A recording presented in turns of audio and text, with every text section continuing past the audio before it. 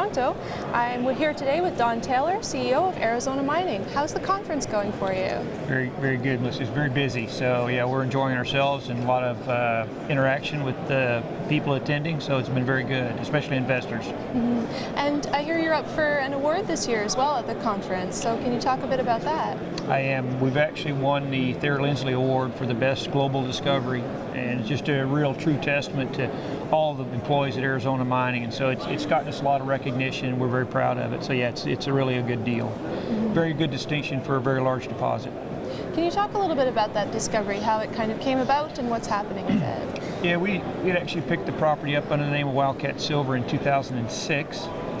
And we were actually originally working on an oxide manganese silver deposit. And in the exploration of that, we saw some elements of the deposit that indicated that there might be a bigger sulfide deposit at depth. And so we took that, we changed the exploration model a bit and went out and took 5 drill holes basically and tested that theory, and the rest is, as they say, is history. So now we're sitting on one of the largest lead zinc deposits in the world. And what's happening with that now? I've seen some news recently, there's additional drilling.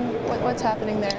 Well, we unfortunately or fortunately, we haven't been able to find the edges of the deposit, so it's getting much bigger. And also with that, we're seeing that the grades are maintaining, and so we're very happy about that. But on the other side, we're starting to develop. We've picked up our operations team, and we're starting to build some of the facilities around the deposit and the operation, and we're pushing forward to get into production by late 2020. Oh, that's very exciting.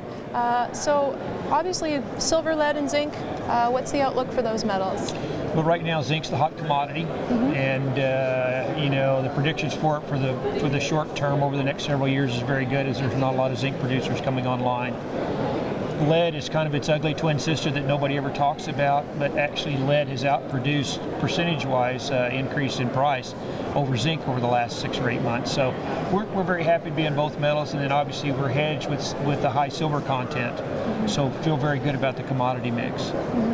And so maybe you just want to talk a little bit about jurisdiction. I don't think we've mentioned where this project is for those who might not know. Yeah. We're in southern Arizona. We're about 60 miles southeast of Tucson. We're 8 miles north of the Mexican border. And so in a very remote area. Fortunately, we've got good access to infrastructure, roads and such. But yeah, the jurisdiction's good. We're mainly on private lands, and so we'll be developing the deposit on private lands. And then the National Forest surrounds us, and so we'll be looking for federal permits after we're in production.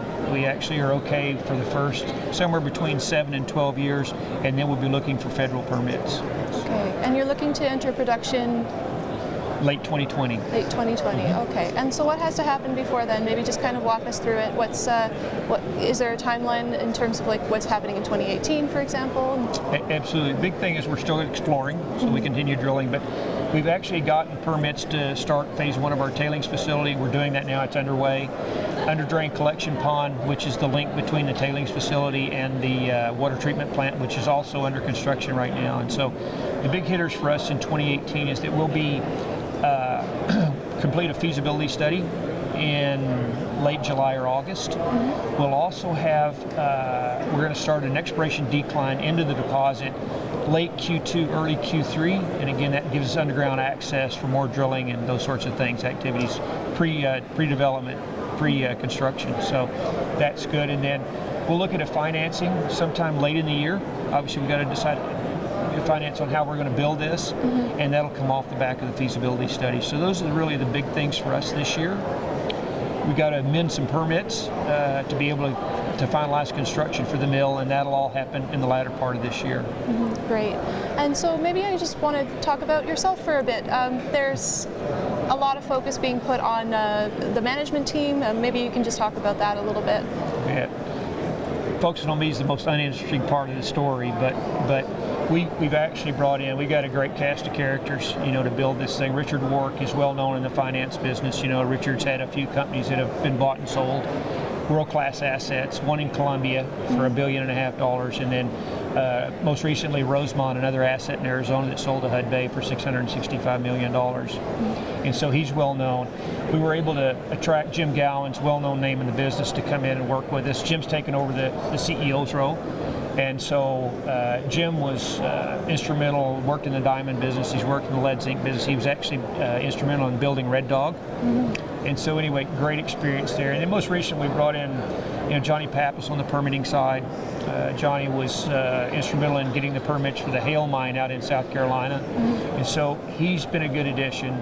Greg Lucero, longtime employee, local, who's very well tied in the government and government relations, and so he's made our path to getting these permits much easier as well. And then we built a team on down. We've looked for tier 1 guys to come in because we believe we have a tier 1 asset, and so we'll continue to add to that team as needed. And we've just got our heads down and planning to build this thing. Great. Is there anything else you wanted to talk about the project and the goals for the year? I mean, there's a lot to talk about, but the story's a good one. The thing I hear the most is, I missed it. I hear when it was $1, I heard we missed it, and when it was $2, I heard we missed it. Well, it's a little over $4 today, and people are still saying, well, we missed it. I don't think anybody's missed the opportunity yet. I think there's still a lot of run in the stock, and as we create value going forward with our development activities and continued exploration, I think we'll only see the stock climb and the company get stronger. There's a lot of things going on. This last update we did, PEA in January, we actually increased the ore reserve by 39%, and we didn't drop the grade any. Since that was put out, we've actually drilled another 43,000 meters of drilling, and that'll be, I think, very accretive to the resource that we put out in our feasibility study. And that's when the numbers still really start to get hard, and people really understand what a true giant this deposit's going to be. And so, anyway, it's still all pretty exciting. So, anyway. Right before this interview, somebody came up to you and gave you a recommendation. So, there's a fair amount of excitement, clearly. There is, yeah. We've had a lot of conversation, both from the investing side and the technical side this year. People are starting to understand the story better. I'm not sure if we haven't done a good job of telling it or if people have not done a poor job of listening, but anyway, I think the story is out now more than it ever has been, and people understand it better. And so, and again, the award this year was a part of that, of people understanding the story better. So anyway, we're just excited to be here. That's all. Great. Going to give a speech tonight? I think they said I had a minute. Oh, it would be a short speech. With my accent, I mean, that's only 4 words, right? Oh. So, no, anyway, we'll figure something out between now and then. Short and sweet, right? Absolutely. Okay, yeah. Great. So I'm Melissa Shaw with the Investing News Network, and we're here with Don Taylor, CEO of Arizona Mining at PDAC.